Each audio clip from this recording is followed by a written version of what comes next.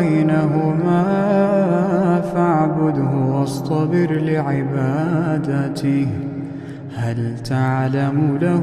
سميا ويقول الإنسان أإذا ما مت لسوف أخرج حيا أولا يذكر الإنسان أنا خلقناه من قبل ولم يك شيئا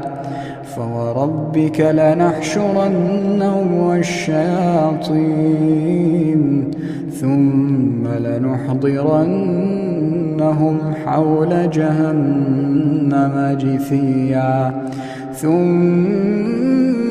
لننزعن من